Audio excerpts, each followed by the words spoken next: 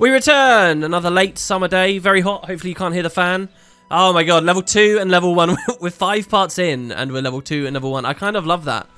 So yeah, we're back at the Ashford Abbey. I'm really excited to go into the catacombs here. So yeah, I had a bit of an issue between these two parts with my mouse. I think the heat is getting to it maybe, but the scroll wheels got really heavy. I use a Logitech G600, which I've never had any problems with and is awesome. But the G600 like has a left click on the scroll wheel, a right click on the scroll wheel, a click in on the scroll wheel. So if you have to use a lot of force to scroll, it's kind of a pain in the ass. So I replaced the mouse and then I had to set up hotkeys and stuff. Anyway, we're back. Should all be working. And yeah, let's keep going. So I've also spoke to the mod author, Jomo, a little bit here, who did confirm you can actually interact with the statues like so. You just really have to be very precise about where you stand and where you press space. So here you go, the scriptures of Dwayna, and these are them. I've read these many times in many formats across the various videos over the years. And when the world rang with the clanging of swords and did fall fire from the skies, Dwayna, goddess of life and air, heard the wailings and pleas of the weak. And when the rumblings of war did not cease, came her charge, Rurik, who did prostrate himself at her feet. And cast she now a glance upon the war-torn land and wasted flesh of the fallen, and with tears upon her cheek did lay her gentle hands upon the prostrate man. There she saith unto him and all her charges, lay down thy weapons, and as I have done unto ye, so ye must do for your brethren. Offer protection to the weak, give solace and shelter to those who need it, be ye a salve to the wounded. For I am your goddess, and I will give blessings to all who follow these teachings. I love the way the scriptures are written. It's like, you know, we've just jumped into the middle of a page of a book. Like, it starts with the word and when the world blah, blah, blah. I really want to know what came before and what came after. That's why one of the Guild Wars 2 patches was so good. The Siren Zanning one gave you some other scriptures. Really awesome. Anyway, so yeah, that's the statue of Dwayna, and I guess we could have interacted with the other one. Let's check this out. This is Mhenlo, henchman extraordinaire. Character extraordinaire, hugely important for all the campaigns, Eye of the North, and especially the factions story. He's a man torn between both Balthazar and Dwayna. Greetings, my child. Can I help you today, or are you here to offer your services to those in the need? Oh my god, can we get secondary professions in this? Path of the Monk. What made you follow the path of the monk? It has been a long journey with no shortage of internal struggle trying to really find my place in this life. My parents were priests of different gods, so I found myself steeped in the teachings of both healing and smiting magic. As such, I'm a devoted servant of both Dwayna and Balthazar. It's really interesting that they probably added this story to show the idea of smiting prayers and stuff, and then it became like this big thing attached to this quite big character. But the reason I identify myself primarily as a monk is due to my old mentor and master friend, Togo. Sorry, friend master Togo. This is amazing! That was very dyslexic of me there, wasn't it? This is amazing because this, of course, was not written in the original game. This is just like seeing the general from Corner before, Bale. That, you know, he came with a later campaign. So the idea that in this game they're all integrated is really cool. We can ask him about Togo. Master Togo. I don't recall hearing that name at any temple or academy. Is he not Ascalonian? Indeed he is not. When I was young, I was sent to Xingjiang Monastery in Kantha. I studied under the current headmaster there, Togo, along with my good friend Jamai. Wow, even Jamai's been mentioned. I learned much there and had many adventures and friends. If you're lucky, perhaps you'll get to see it yourself. Yeah, Mhenlo's story always felt kind of clunky and overloaded to me, because they gave him quite a lot to talk about and like a life here in Ascalon. And then when the first new campaign came out, Factions, they kind of revealed he had this whole other life with childhood friends and existence at this monastery and stuff. And there's definitely enough time in the... I'm not saying that it's a contradiction or anything. It can all work. It just felt really heavy. And it's like weird to think of Mhenlo in Ascalon at the same time as thinking of Mhenlo friends with Jamai. I guess that kind of like reflects real life in a weird way. You know, the way in which you can go to summer camp or something and you feel like a totally different person based on where you are and who you're interacting with. And then you come home and you see your family and your old friends and you kind of settle into a different groove. And I like that, but it felt very overloaded. So to actually see him while in pre talking about Jamai, this is really cool. It really gels it all together. Perhaps if you're lucky, you get to see it yourself. Well, I hope so. Parents, Your parents were priests of different gods. My mother was a priestess of Dwayne, my father a priest of Balthazar. I walk a fine line between the teachings of both. I grew up in the shadow of Serenity Temple, and as anyone who had a similar childhood can attest to, there are advantages and disadvantages to having your spiritual well-being so closely monitored. So the Serenity Temple we could never actually visit in pre. It's a place in post. It's even a place in Guild Wars 2. Destroyed in both those other examples. Wouldn't it be cool if in this game we can go to the non-destroyed Serenity Temple? And Alessia speaking, she says, I always enjoyed my time in Serenity Temple. It always gives me tranquility, and I hope to share that tranquility with those around me when I become High Priestess of Dwayne's Church. This is cool. These two have got stuff in common, but you know what? You never really see them interact. The way that Guild Wars 1 was structured was Alessia is like your healer henchman for the early game, and then late game, brother Mhenlo becomes the healer henchman, but they like swap, so I don't think you can have them in the party at the same time. There's another female monk called Lena, and she can be in the party at the same time as Mhenlo. But even then, they don't specifically interact with one another. There's no, like, party chatter like in BioWare games or like this. This is so cool. Oh, if Mhenlo responded there, that would have been brilliant. It's brilliant, nonetheless. By the way, off-screen between the two videos, I did, like, a dud recording where I interacted with this. It did add the Dwayne thing to the codex. As you can see down here. So, God statues is a new section. And we have one in the library. I wonder if one of the achievements is to get all of those. I mean, that would make sense. And it would mean we need to revisit Lissa. And we need to... Who was in Ascalon City? Can't remember. Anyway, Wilton Pace. Beautiful day, isn't it? On these rare occasions where I can spare a moment, I like to visit here and quietly pray to Dwayne. Nice, because he's sitting opposite her. That was something Guild Wars 1 never did too well either. You know, the NPCs very rarely were like had dialogue that specifically reflected exactly where they were standing. They tended to be very kind of broad in how they talked about where they were. Sienna Pace. My husband and I grew up in Ashford. We both have family buried here. Oh, and so these are the graves, are they? Oh, I want to interact with them. No nameplate. I shouldn't bother, right? But hey. Alright, so that's Ashford. I think we've spoken to everyone. Now, do these signs give you... They do. You can interact with the signs. I guess it's just the same information, but I've got to be careful about that as well. Right, that's just fast travel. Mirak. Now, the Devourer egg. Now, in the original game, you got quests to do in the catacombs once you entered the catacombs. So let's just go in and see what happens. Oh, it's not available in the demo. Oh, all right, that's fair. I was wondering because going down there would have been like a whole new thing, you know. We're not outdoors anymore. Like, how would you die? It would be so cool to go in the catacombs. Ah, all right. Well, look, that's fair. That's fine. I understand. I appreciate that there's already a ton here. Man, imagine fully integrated pre-searing plus, like, extra places. I love it. I'm so greedy. So ridiculously greedy. Right, well, let's just go on out. Now, I've also learned a little bit from Jomo about some of the UI, which he's predicting people have probably already seen on screen and will be shouting at their, you know, in the comments. So we will see. But basically, yeah, you can kind of see what the weapons do before you strike with them. And you can, what was the other thing? It will tell you when you, like, hit them with a weakness, when it says that they're weak to something or whatever. So we want to go back to the cave. Now, I should just be able to go north. I don't want to be wading through too many scale, and especially not super dangerous ones. This might feel weird, by the way, that I can just choose to ignore all of these.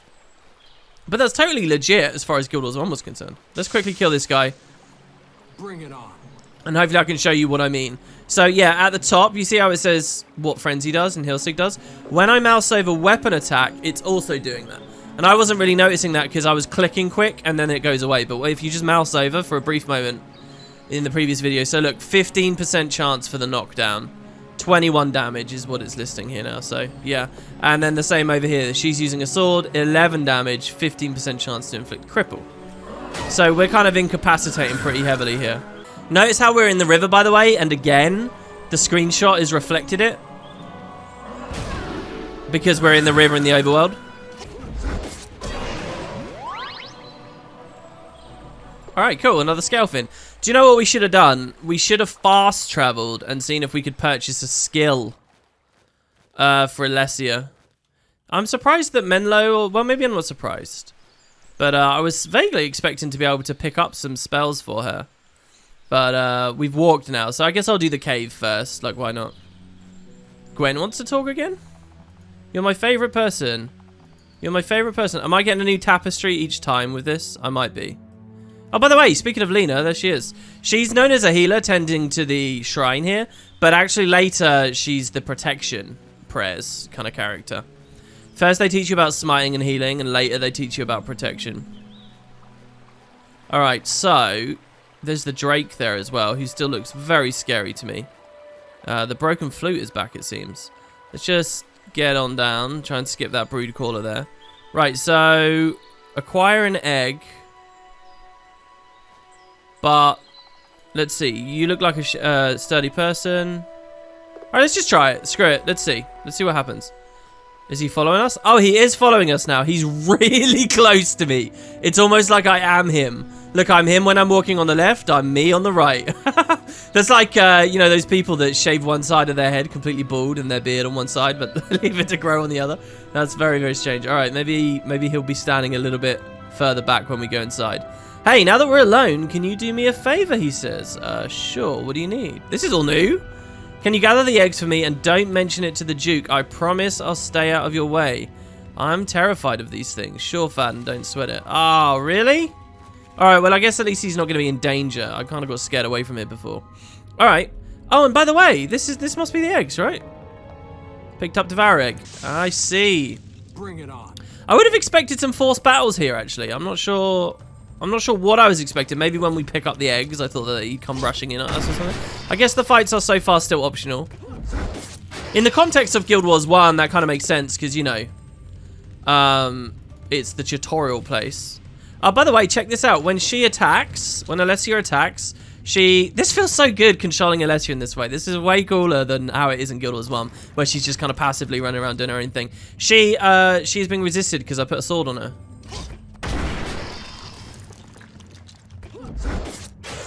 See that? So I wonder if we both had swords or slashing damage maybe because I had an axe before. No, I had the hammer. I had the hammer. But that might have been why these guys were so dangerous, you know, on the last run. Anyway, this guy's not too bad. We knew that he was going to be alright because of the green skull. This game would be very different without the skulls telegraphing how deadly things are. I think I would be constantly running into things over my level and really struggling. So, since she's being resisted, let's go hero equipment. Equip a new weapon. Even though this is good. Deathbane. Deals more damage to undead. Oh man, the catacombs aren't in, but we have Deathbane. So, I wonder if there's undead elsewhere. Should we just give her the hammer? No, because Peter's using that. Let's give her the bow. So she has the Sundering Dead bow, and Peter has the hammer. And then let's see how this looks. She should level up in a second as well. Ooh, okay, alright. So for once, I think I will frenzy here. I attack faster but take more damage. The thing is it worth it? Also, the energy costs are so low. I mean, I'm going to regenerate that super fast. I don't know if that's worth it because it's like... I'm just going to get annihilated. And it doesn't give me extra turns. It's not like I can attack twice, is it? Let's just try and get the low-level Lash Devourer dead first. Oh, it's kind of tricky with the UI here. Can I use the arrow keys maybe? WS and D? No. So we've got to find a way that we can click this bastard.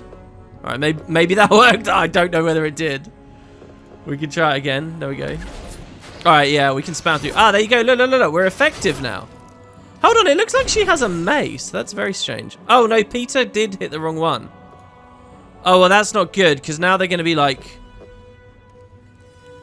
They're going to be mixing, or it's going to be random. So I'll focus fire on the level 2 one. My idea was kill the low-level one, just to reduce that damage. I don't really mind Peter. He can always heal Sig. That's not a problem. I mean, even if he's poisoned and stuff. But Alessia's kind of a ticking time bomb. I guess that's fine because Peter can also res. She can't. So, as long as I keep him alive by using heal Sig. And I can't play it too risky. Oh my god, we're bleeding and poisoned. That's cool because these are like plague creatures. They're supposed to be atrophying us down.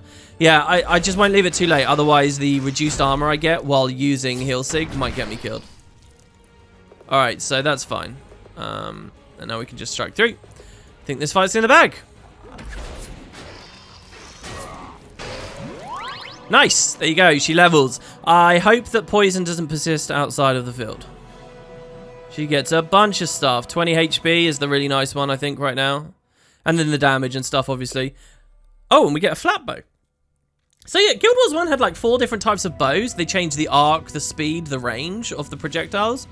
None of that can matter here, but it does look like they've preserved the idea of having multiple types. So spend some points. We've got 3. Should I give her... increase the effect... It's called magic attack, but I'm guessing increasing the effectiveness of spells also increases the effectiveness of healing spells. I'm guessing. Maybe that should just be called magic, and then magic defense. It will do nothing for us as long as we have no skills, but the levels... I think I'm going to do this just for the sake of it being a little bit different. Let's go 2 and then 1 in luck, which improves our critical hit chance. Oh god, no, I don't want to do luck. I don't want to do luck. It's going to be so slow. I thought luck might be loot and other stuff like that, you know, it sometimes is in some games. What about defense? There you go. Let's give her some defense. That's a nice mix. 2 for 1. Okay, so finish. I don't want to identify that bow or anything right now. Let's just keep looking around. So how many eggs do you think that they want us to get? I'll deal with both of these encounters here. Bring it on. Bring it on. Same technique. Kill the weak one first. Also, that thing has level 8. That has 85 health. The other one has 100. So yeah, it's slightly stronger. It's weird because it's red. It makes me feel like it's the weak one because it's in red. Sorry, it's the strong one because it's in red. Because red is for, you know, big dangerous stuff, guys. Red is a cool color. But I guess he's smaller. The fact he's smaller, I just kind of interpret as he's in the background.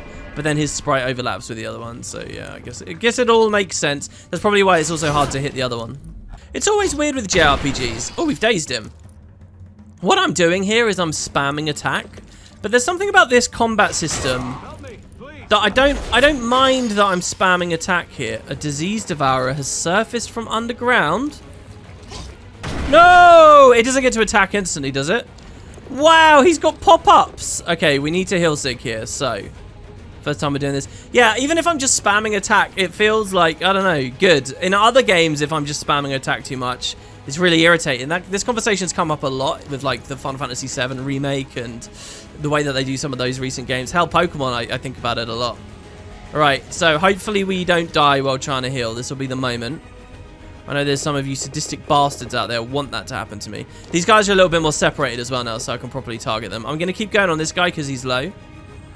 The disease one might get us both damaged over time now, though, because of disease. Okay, wait. Oh, Heal Sig is an active effect on me. Oh, so is my whole spiel I went on the other day wrong? I interpreted this incorrectly. It's actually that it takes a turn to happen. It's like Patient Spirit. And now we're dead. Okay, can she kill... Oh, it only has 10 health. Wow. Acolyte robes, unidentified blood staff. The Guild Wars... The loot is very Guild Wars 2 here, it feels like. Oh dear. Wait, so am I still dead? No. Okay. Because I have noticed you got the skills panel here, so the idea of casting skills outside of combat might have been a thing. But that's obviously just equipping them. Okay, so there is no... The Resurrection Shrine is only for full party wipes. Right, well, there's some more eggs. Do we go for another one? I think we do. So this time we've got a level 3 one. So it's a level 2 and a level 3. Pretty scary. I'm going to have to heal Sig even earlier this time. That's good. It's good because Peter seems to be getting attacked a lot. Alright, maybe this attack here was a bad idea. I probably should have heal Sigged during this, the previous turn. But we'll give it a shot. So do that. And then weapon attack. Maybe I'll experiment with Frenzy again, actually. This is every chance that I don't know how it works. Okay, so yeah, I think I'm a bit late. If he chooses to attack Peter, I think Peter's dead again. Okay, he went for Alessia. Perfect. So there you go. So there's the Heal Sig. Sounds like a Guild Wars 2 heal skill, by the way. Not the original. That's cool. I like that. And it full healed him, which is excellent. I was hoping it'd be something substantive if you're on such a delay. And this is good because... Oh, we got another one. This is good because it will explain... when Alessia gets like a Horizon of Healing, if she does, or whatever the skill will be. When that happens... Okay, so... Who do I want to attack the weak one? Because I want it to like get overkilled, basically. I don't want to overkill it too much. I think it's better for Peter to attack this guy for the knockdown chance. Because that's just going to be so strong. And she can go for this guy. They do about the same damage. She actually hits a bit harder, I guess. But I think this was the way to go. Anyway, yeah, when she gets a Horizon of Healing, if it's an instant heal effect, that's going to work really well alongside the heal sig. Alright, we miss. It's fine.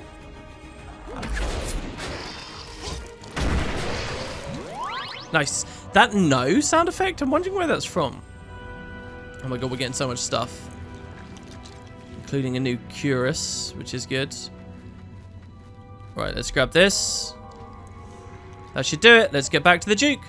I feel like there should be an achievement or something for getting every single Devourer out of here. This guy's an easy fight. There's only one more hard fight, so I think I am going to clear the whole place out. Man, I can't get over all the screenshots he took. Like, even just fighting the Devourer there, that it has, like, 2 different animations. How annoying would that be to get a perfect shot of? Maybe you just record and then you snapshot later. Maybe that's the way to do it, actually. And it's not so bad. And Toolbox probably helps a bit as well. Alright, one final Devourer. This guy's supposed to be hard. What do we got? We have 2 Devourers, A and B, level 3 and level 2. So let's go for the level 2 one first. I will learn how to mouse over this, damn it. I feel like there must be a button. I'm pressing tab, WS and D, the mouse keys. Trying to just hover over the right area. Fine, we'll go for the level 3 one first. Can't do it.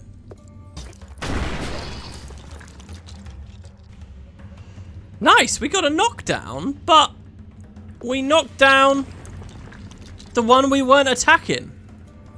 Did you see that? Which is amazing, but also seems weird. Like it's unintended somehow. Like, how did we knock down that guy? He tripped on a rock.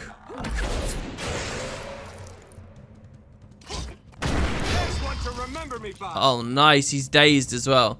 Disease Devourers have surfaced. Wow, 2 of them. Is there some kind of scaling system in this? How does it know? Does it know that this is the last fight? Right, I think we should kill the diseased ones first, but I also think that we should heal for this turn. So, Alessia can... Oh. Maybe actually I shouldn't have healed this turn. Maybe I should have sent 2 attacks at the weak ones, knowing that they'd get 1 shot. And then when I heal, I'm healing against 1 target instead of healing versus 2 targets, which was 2 opportunities for them to hit me. So, yeah. Also, she's kind of low here. It's okay. I kind of want her to die. Oh, they only do 1 damage, but the disease application is probably the fear here. I kind of want her to die so we can see the resurrection signet. Which I guess, by the way, just functions like a regular res, unless it is only 1 per battle. Do you think he's got any boss fights in here? Do you think that we get to have a boss fight against a Charr later? Oh, this one has 30 HP, by the way. He's level 2 Disease Devourer. Alright, let's... She survived. That's really good. But he didn't! Okay, well, it's fine, though, because we'll just get rezzed. It's fine. She can kill it. Will she get XP? Let's go for the escape. I mean, that's the only thing we can do. She needs abilities. Alright, we got out. We got out. Okay, you are the 1 survivor. Fine. We're not strong enough yet. Oh, Fadden's already buggered off. Is he bragging about his incredible work that he's done? Thanks for watching my back in there. I would take labor on the farm over this any day. In fact, I think I'll slip away to my father while the Duke is distracted with these fresh eggs. Wow, you don't want to be an adventurer? You don't want to face evil threats? Alright. Okay, Gaban says, well done. I'll give you a couple of eggs for your trouble. I'm not usually so generous, but I happen to be in a jovial mood at the moment. Happen to be. It's not because I did all the work for you, is it? Okay, so... Wait, is that the quest done? Or is that... Don't we have to go give them now? Yeah, I guess it is done. We've done 7 quests, guys. We've got further adventures and the worm problem. So, very quickly, I want to go up to Ascalon City now. These scales still show themselves being a threat. Is it other? I just assumed that the skulls were updating with how strong we were getting, but maybe they're not. Maybe they're just like static, you know.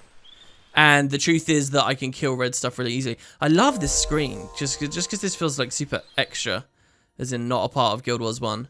Anyway, let's go left a bit before we go up, I guess, following the road. There we are.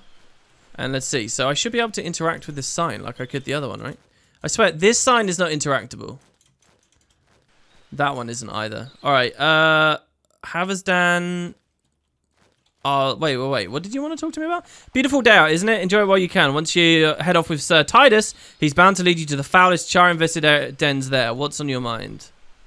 No, yeah, he's just the further adventures guy. I made this exact mistake before, believing that the exclamation mark meant new quest, not quest in progress. And Gwen is a constant question mark because, I don't know. Alright, look, Ipel will leave as well as in the proper city now. This area, the equivalent of this in Guild Wars 1, is so populated always. It's kind of super cool. Right, where would a skill trainer be, though? Maybe to the right? Wait, down these stairs? Did we ever come down these stairs? We're by the lake again, aren't we now?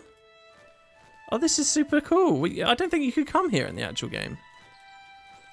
What's this for, though? Maybe we can go south now? No, there's no south. I love that tree. It looks really good. I guess that is not anything.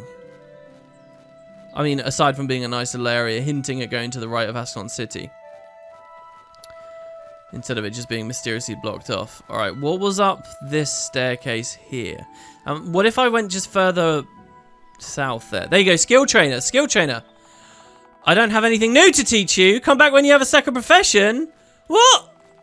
Well, hello there. My name is Sandra. Are you going to stare at me all day, or is there something you'd like to talk about? Well, maybe. There's a weapon guy. Wait, and stations? Oh my god, there's a crafting menu. Component. Iron sword blade. Requires 4 ingots.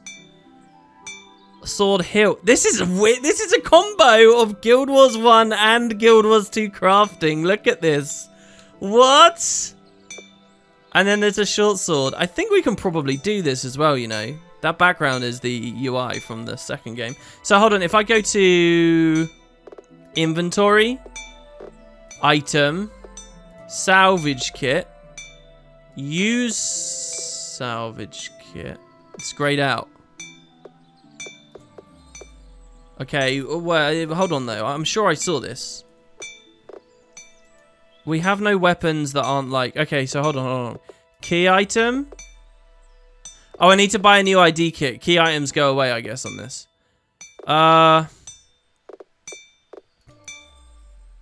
Also, did he do a description of the Devourer egg? No, they're just all quest item. Okay, because I thought you could... Oh my god, the interrupt sound! I thought you could interact with it, and I got an option to break stuff down earlier, didn't I? Like this, for example, the ring mail. Did that not work? I guess not. Okay, well, maybe we'll come back here later then. Wow, the background was still showing the cave there. Did you guys see that? And I guess armor smithing, similar situation. Component. Iron ingots, bolts of cloth, tanned hide squares. Wow. Oh, look, and you can put the insignia on it as well to make the Survivor Iron Helm. It's a hybrid of the two games. I'm fascinated. There's a lot of, like, prep work and ideas and design that goes into this, even if the implementation, you know, we don't have too many items we can craft and stuff right now. All right, there's Bale. Now, we didn't actually speak to Rurik last time, did we? Oh, my God, he actually has a quest for us. Oh, my God, does this take us north of the wall? Oh, no, okay, all right. Do we get to see them fighting over there? No. Who are you, by the way? Oh, it's Sin! Yeah, do you want to join my party? Everyone's talking about Ascalon City, but I like Sirmia much better. I've never been there. Why are you here then and not in Sirmia? I'm only waiting for my father. I accompanied him here while he was on business. It was never a problem before, but with the increased Charr presence in the area, I don't want him travelling alone. No Charr on this side of the wall, though. Are you afraid of a breach? That isn't the issue. Sirmia is not located behind the protection of the Great Northern Wall. I guess the Charr were not considered a threat at the time the city was established, shortly after the Second Guild War 50 years ago. Idiots. Sorry, I didn't know. That one was a little bit wordy. I think a lot of this dialogue's been good. That was the first line that I'm like, there's a little bit too much information in that. Feels like she's just reading exposition. Too much. But yeah, this is cool. I like the idea of the fear of a breach as well, because the actual story is, yeah, there has been a breach. We get a sighting of one of the Charr down here. I think that's what we should get with the Devourer quest that I've been putting off. So what does Rurik want to say? Well met! It's a glorious day to be alive, is it not? I know some might think of these as dark times, with the Charr threatening us from the north, but Ascalon is the greatest nation in fair Tyria. We shall never fall before the Charr. Never! Look at this. He's so optimistic. Will the wall hold? It will. The Great Northern Wall was constructed for the sole purpose of protecting our kingdom. It will not fall. What is that sword you carry? It's called Sahothin, an ancient Orion relic. My father carries its sister, Magdair. Again, a blend of the lore, because the early Ascalon lore and actual pre-searing never talked about these things. They were kind of added on later. So, again, it's really cool to see both of these. Sounds powerful. I'm no coward, but I'm relieved to see we have such artifacts as this on our side. Indeed, but not to worry. Sahothin is safe with me. These Charr beasts will never get a chance to try and wield it. Haha, that's very good. That's very good. I wonder what Ritlock would have to say. Okay, so and then Charr at the gate. A group of Charr have broken through the gates. They must be stopped at all costs. Meet me at the gates just outside the town in Lakeside. What say you? Will you help me drive these Charr from fair Ascalon? The longsword of shelter. All right, I'm with you. Yeah, I'll do it. And what extra do you have to say? The Charr at the gate. Meet me outside. Hurry, we haven't much time. Okay, well, that's all well and good. But skill trainer. That's what I really need right now. No, look, I noticed yesterday I had been recording for like 40 minutes and the video was like bang on 30. So that kind of worked out quite well. But I'm looking at the timeline right now. It says that I've been going for 37 minutes. I guess we'll take a break here. And I will go back to Ashford to cash in these quests. Oh my god, Rurik's going for it. Okay, wait, Rurik. Okay, I'm going to save it there. We will see what the hell happens on the next part. Thanks very much for watching, guys. Many thanks again to Jomo. You guys can find a link to download this down below. And I'll see you soon.